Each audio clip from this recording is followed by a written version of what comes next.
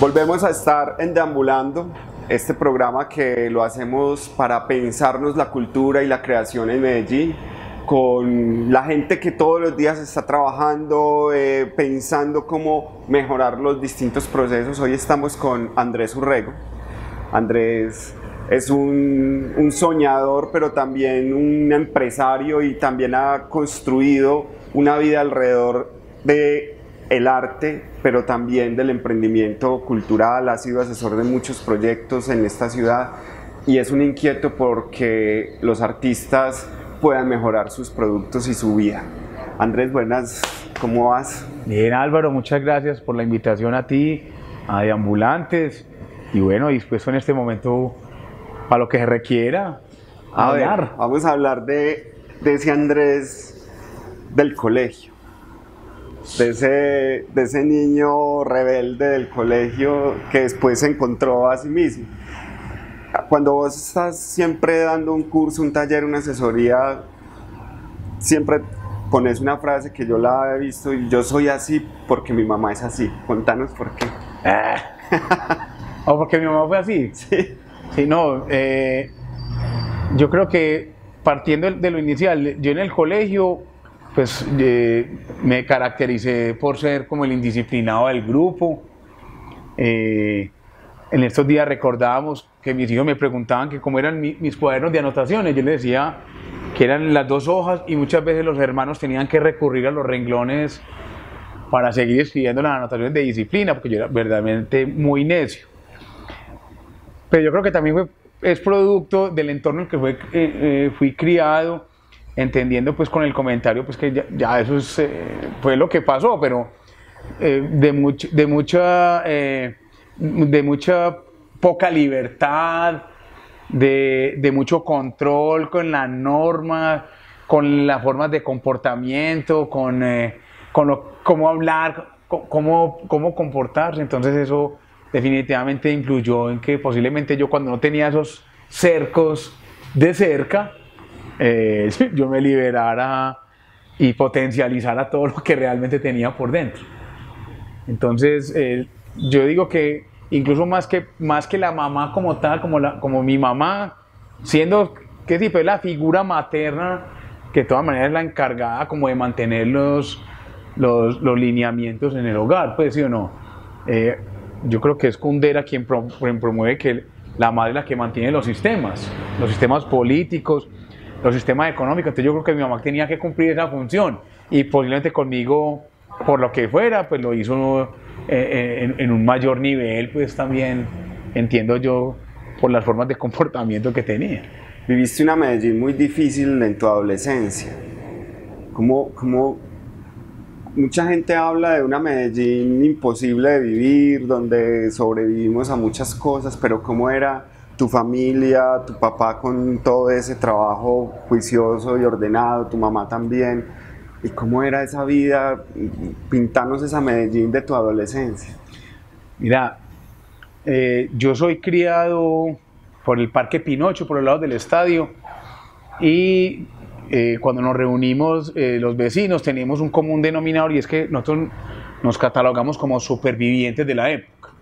Y yo, pues, si quiere, ahorita más adelante hablamos sobre el asunto, pero yo literalmente sí que lo soy. Yo tuve un accidente de muerte, pues, producto de lo que pasaba en la ciudad. Entonces yo pensaría que, pues claro, eso de una u otra manera empieza a marcarnos.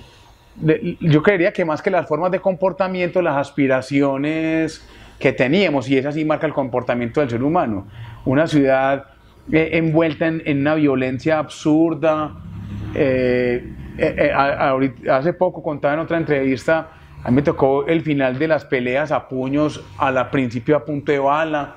Entonces yo creo que eso sí empieza a marcarle como el comportamiento a la gente. Yo tuve una juventud de inicios muy bacana, muy bonita, pero de finales muy duros, porque la época en la ciudad se puso como así, o sea, como de la esencia de ver el final del hipismo, rock and roll, eso, pues me parecía muy chimba eso, y al final era como una represión muy berraca por el Estado, por los mafiosos, estábamos rodeados como de una cosa muy tenaz.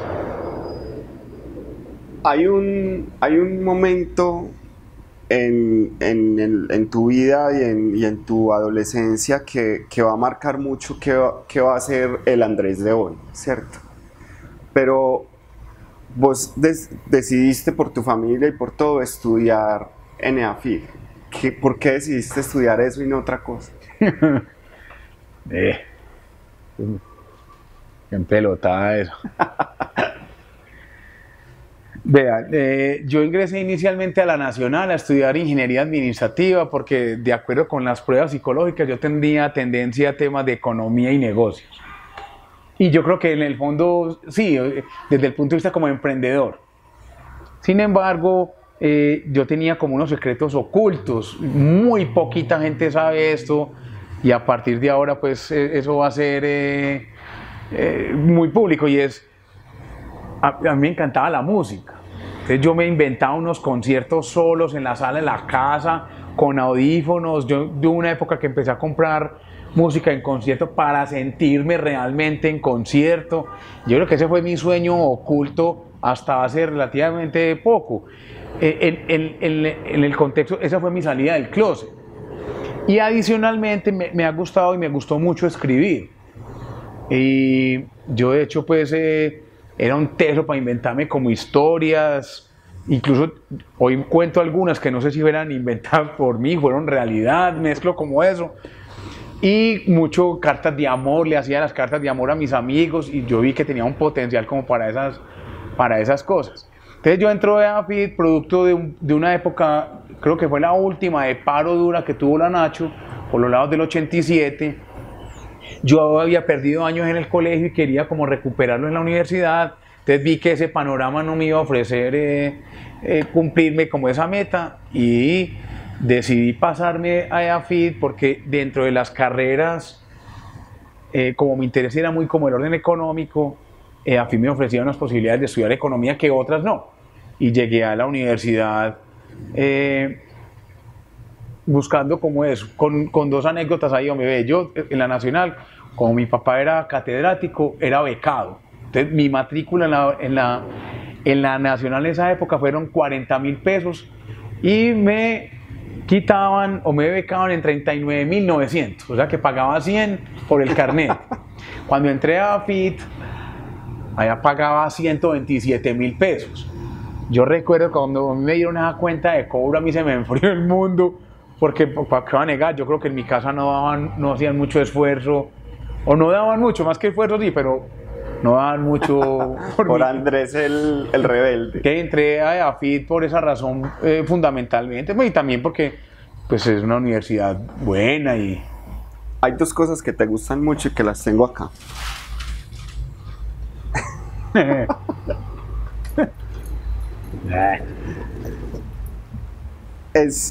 Y vamos a hablar del rock, de ese momento del rock en Medellín para una persona que estudia en EAFIT de economía, pero que se vincula con el rock y el punk de la ciudad muy fuerte. ¿Cómo fue esas conexiones? ¿En qué momentos dijiste, pasaste de ese juego del concierto a irte metiendo en eso? ¿Y qué conciertos recordás de ese momento? Miren, yo soy de los poquitos y ojalá retaría que en las redes sociales de acá alguien diga esto. Yo estuve en el mismo aula de clase, estudié con el guitarrista original de Kraken, Ricardo Posada, con el baterista original de Kraken, Luis Gonzalo Vázquez, con el vocalista y amigo del alma, David Viola, vocalista de Ira.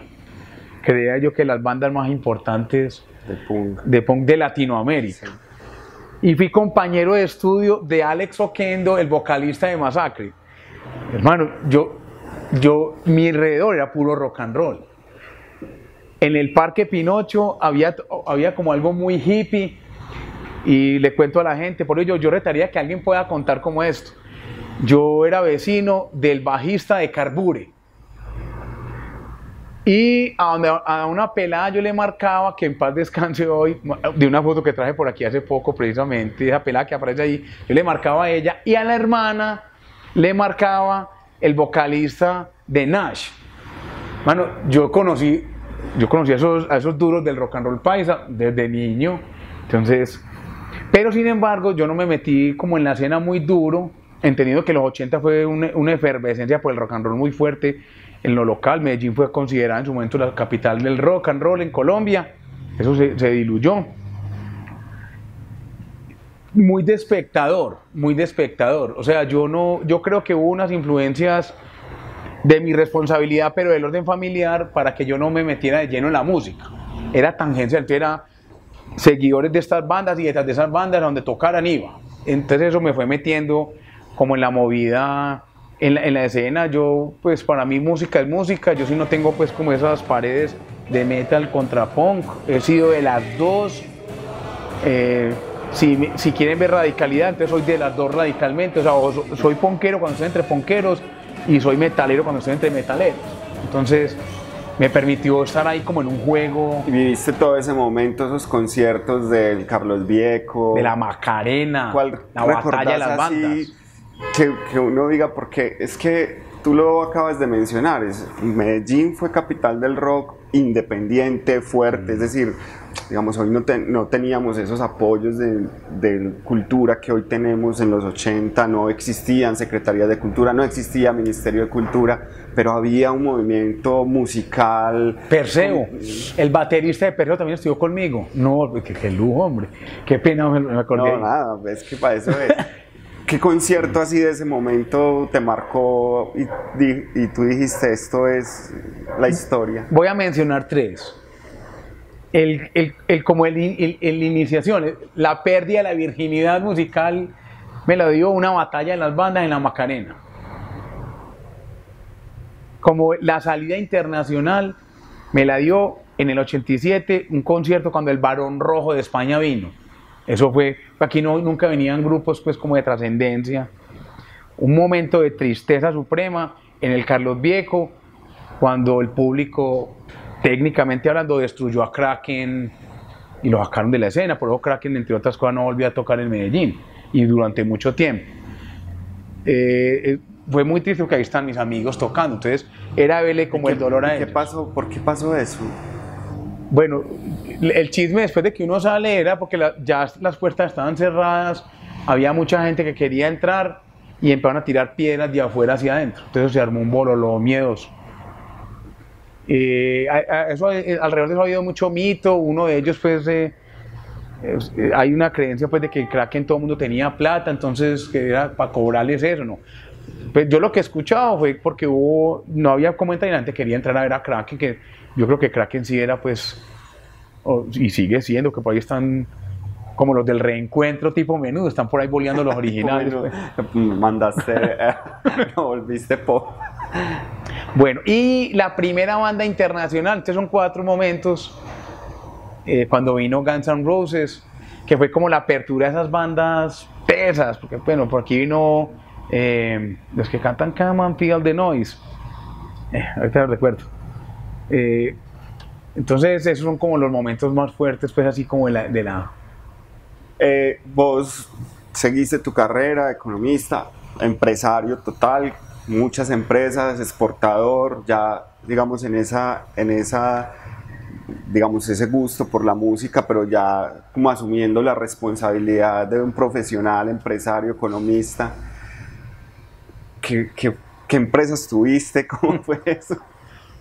Vea, yo creo que yo tuve muchas empresas entre el 90 y el 2011, o una por empresa, para ponerle el número, 11, sí, una por año, montada y cerrada, montada y quebrada, montada y vendida, alguna de esas opciones.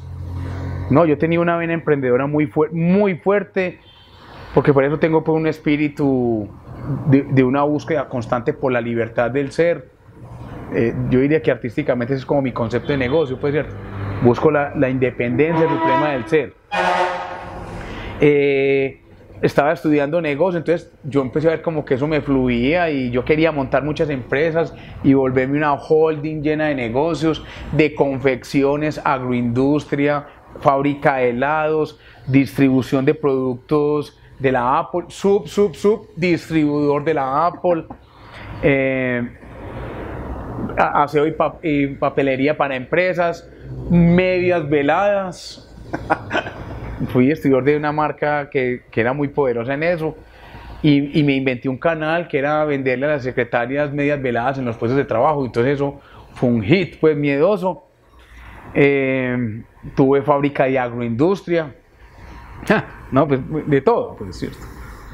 Y no, yo creo que la ambición desmesurada, la falta de planificación, así yo fuese administrador, la falta de orden, que primero está el uno que el dos, ¿cierto? Entonces yo quise arrancar todo a la vez y eso no, pues no funciona. Entonces... Hay un momento, dos momentos importantes en tu vida, y es uno en el que tomas una decisión de decir yo voy a ser escritor, que fue trabajando duro en Cartagena. Contanos ese momento y por qué, y después de eso, ¿qué sigue? Eso es de los momentos más emotivos de mi vida.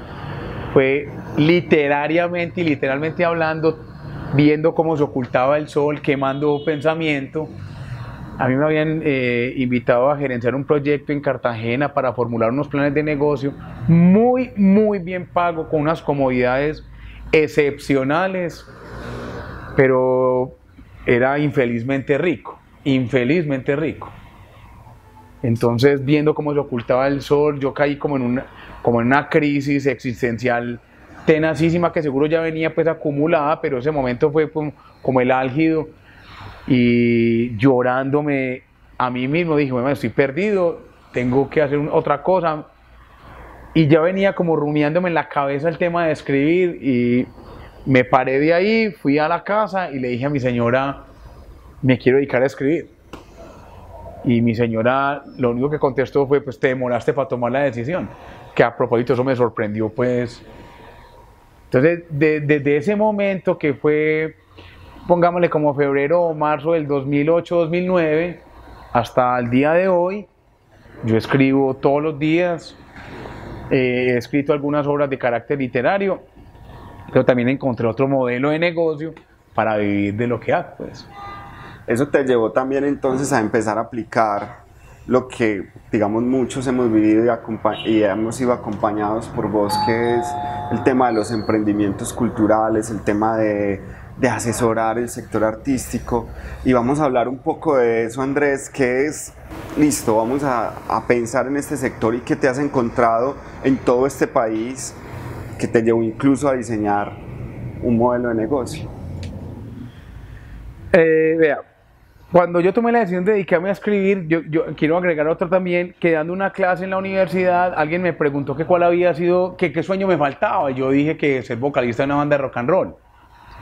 Entonces monté una banda con alumnos, una banda pues que de hecho tocó en Altavoz Internacional como banda invitada. Pues mire, claro, yo tuve que empecé a aplicar, a ver la necesidad de que yo tenía que empezar a comer y a vivir, y que yo sostengo una familia con la cual tenía que responder. Entonces yo lo que empecé a hacer fue aplicar mi conocimiento inicialmente en temas de empresarismo social, que es donde estaba enmarcado todo el tema cultural. Yo me había diplomado en la materia y mi énfasis fue el emprendimiento cultural. Le estoy hablando del 2007, para no quedar acomodado a la moda pues que ya el presidente puso, pues cierto, no. Yo vengo trabajando esto hace mucho tiempo, aplicando modelos que van copiando por ahí, entre ellos pues el Canvas y todas esas vainas, y producto de mi conocimiento, de ser inquieto, y de una invitación que me había hecho mi tallerista de literatura, Luis Fernando Macías, quien me había sugerido que me dediques a escribir sobre negocios. Yo no entendía muy bien el asunto, pues ya después entendí que no era escribir teoría de negocios, sino obras ficcionadas que giran al mundo de los negocios. Entonces, pensando como en todo eso, en las ganas de escribir distinto, pues me apropié como de una línea de escritura, que son la literatura de negocios, no siendo crónica ni nada de esto, y me inventé una herramienta para diseñar modelos de negocio aplicados a la industria creativa y cultural, pues al ver que cuando yo iba de los empresarios, artistas, gestores culturales, a ver cómo iban manejando sus emprendimientos o sus negocios, las herramientas que les ofrecían no eran suficientes. Entonces me inventé el Star Model de Urrego, que fue pues rápidamente avalado por el Ministerio de Cultura y tomado muy particularmente por el grupo de emprendimiento del Ministerio de Cultura. Ahí entramos a un asunto, porque como lo dijiste, estamos en la moda del emprendimiento, de la economía naranja, como la llama el presidente. Se están generando, digamos, una mirada hoy en el país hacia eso. En todo ese trayecto que has hecho en territorios como Urabá, en las comunas de Medellín, todos nos preguntamos una cosa, todos somos artistas, todos somos emprendedores. ¿Cómo ves vos ese panorama y qué crees que hoy en este auge, donde ya también hay unas empresas mal que bien que han hecho trayecto en la historia de los emprendimientos artísticos, creativos y culturales en Medellín y en Colombia? ¿Cómo ves ese panorama y qué crees que hay que inyectarle a esto para que esto realmente empiece a funcionar? Bueno, yo tengo una visión muy particular al asunto. Yo pues como por mi filosofía de vida, y yo creo que con esto complemento una pregunta que hubo, unas preguntas atrás. Vea, yo de todas maneras me considero que tengo una filosofía de vida muy punk, en lo que la filosofía punk significa. O sea, minimalismo, el do it yourself, pues emprender para... Entonces, yo soy muy poco amigo del asistencialismo, paradójicamente recibiendo ingresos del asistencialismo, porque normalmente a uno lo contrata es el Estado para ir a ayudarles a otros. Esa es de las cosas paradójicas que hay como en mi vida. Yo nunca he dependido, nunca me he presentado a un concurso ni de planes de negocio, ni de concursos de ideas, ni de convocatorias de estímulos a nada del arte. Todo lo que yo he hecho, lo he hecho solo. Entonces, yo pensaría que la incapacidad que tienen la mayoría de los gestores culturales y las empresas del sector para hacer lo que estoy diciendo, o sea, para ser suficientes, para ser sostenibles, no existen, o sea, nadie es autosostenible, nadie es autosuficiente. Esas debilidades, y lo voy a decir muy crudo, pero que creen que se van a solucionar cuando van a procesos con cualquier entidad pública o privada que esté promoviendo el tema. La gente cree que eso se soluciona a través de eso se soluciona a través de la actitud del emprendedor propio. Entonces, en miras a lo que se viene, al futuro de la industria creativa y cultural del país, si el emprendedor no ve la opción de iniciar sus propios procesos por cuenta propia, si está esperando que el Estado le siga ayudando o a la empresa privada le siga ayudando, si él cree que eso es así, no va a pasar nada. Vamos a seguir dando, haga cuenta que estamos dando cátedras y la gente cuando sale de clases, si no le gusta la cátedra, pues no vuelve y toma el tema. Vamos ya a ir cerrando. Vos hoy entonces empezás otros proyectos de emprendimiento y de empresas, pero ya no de medias ni de distribuidor de cosas, sino de crear juegos de realidad. ¿Cómo así que juegos de realidad? Eso, ¿cómo se lo explicamos al mundo de hoy? Mire, los juegos son herramientas. Entonces, yo tenía una manía permanente por mirar para dónde va el mundo, de leer tendencias y demás, y buscando un espacio de cómo poder yo entrar a la escena narrativa, de cualquier manera pienso yo, no solamente literaria, empecé a darme cuenta, a descubrir que el mundo estaba narrando historias de manera diferente. Entonces lo primero que me ocurrió fue escribir libros vivos. Los libros vivos, tecnológicamente hablando, son libros a los cuales vos les puedes cambiar cosas, como la música o los colores, y el lector, si está en un libro electrónico, por ejemplo, pues esos cambios los sufre él cada que abre el libro. Entonces yo empecé a darme cuenta que había formas narrativas diferentes. Entonces yo dije, hombre, yo realmente no soy escritor ni músico, yo lo que soy es, sé contar, inventarme historias. La forma de narrarlas es lo diferente. Entonces en esas tendencias, viendo que hoy en día vivimos en una economía totalmente de experiencia y de transformación, encontré en las narrativas transmediales una forma de narrar lo que quería contar. Y entre las narrativas aparecen los juegos de realidad alterna, que son juegos simplemente donde los personajes principales es el jugador o el lector y que se viven o se juegan en la vida real. Entonces montamos una empresa dedicada exclusivamente a eso, se llama Mr. E Entertainment Studio, donde allá somos creadores de contenido con fines de entretenimiento para promover o apoyar procesos empresariales, educativos, sociales, utilizando entre otras cosas herramientas que sean realmente alternas, como los juegos de realidad. Bien, ya para terminar hay dos cosas. Una, muchas veces que hemos hablado, me has hablado de unos principios que tu papá te planteó en la vida. ¿Cuáles son esos principios que tu papá te planteó? Y contanos un poco también de tu papá, porque me parece importante hablar de tú eres esto, porque tuviste un papá que además aportó mucho a esta sociedad y sobre todo al tema de la ingeniería en Antioquia. Sí. Vea, hermano, mi papá, pues como todo en la vida, siempre se vuelve más presente cuando no están. Entonces, yo lo empecé a escuchar cuando ya no estaba, muy desafortunadamente. Vea, en primer lugar, o sin ningún orden en particular, pero uno, la honestidad, el respeto por los demás, la solidaridad, el que primero está la felicidad de uno y que como reflejo de la felicidad de uno está la de los demás, entendiendo detrás de eso respeto, un tipo que se murió literalmente por honrado, por su angustia de no caer en trampas de corrupción, ni nada de estas cosas pues que están de moda hoy en día. Me deja unas lecciones pues de vida inmensas y que son las que a mí me gustaría que mis hijos sigan con ese legado, porque son las que guían el comportamiento que yo llevo hoy en día. Hacer lo que me gusta con pasión, hacer lo que me gusta entregado a hacer, haciendo lo que me gusta al quehacer, pero también pensando en que lo que uno hace tiene unas responsabilidades del orden social, del orden familiar, o sea, hay unas consecuencias que uno también tiene que medir, sobre todo cuando está metido en estos medios artísticos, en donde muchas veces la irreverencia se confunde con grosería o patanería. Pues todo artista tiene que ser irreverente, pero la irreverencia hay que saberla llevar también.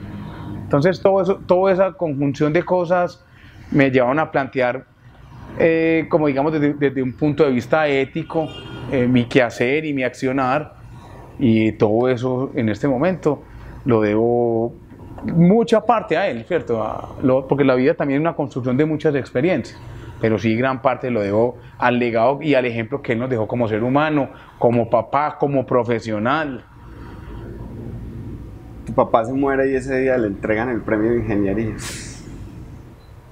El hombre luchó por él. Él decía que él se retiraba de trabajar el día que ganara un premio de ingeniería. Eso es de las cosas muy... Y cuando el hombre se muere, a la semana siguiente creo que fue, informan que se habían ganado en la empresa que él fundó, la cual cumple 50 años hoy, este año, perdón, que se habían ganado el Premio Nacional de Enfermería, muy paradójico. O sea, cumplió sus sueños. Porque yo me imagino que antes de que se muriera ya habían decretado que eso le iban a dar a él y después avisan, ¿cierto? Sí, así fue. Bueno, Andrés, ¿qué queda para esta ciudad? ¿Qué sentís como en esta ebullición de emprendimientos, de vida para vos? ¿Qué le espera a Medellín? Yo pienso que, como misma posición de ahora, eso no va a ser una función del Estado, es una función de los ciudadanos.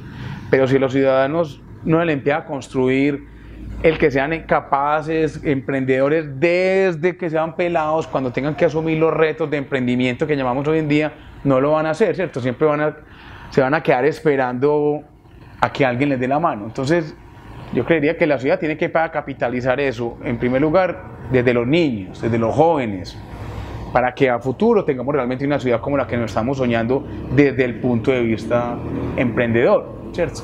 Y que eso pueda repercutir definitivamente en el mejoramiento de la calidad de vida social, de la comunidad y generando bienestar, que yo diría que en el orden económico es el fin de todas las políticas y estrategias económicas, de la economía.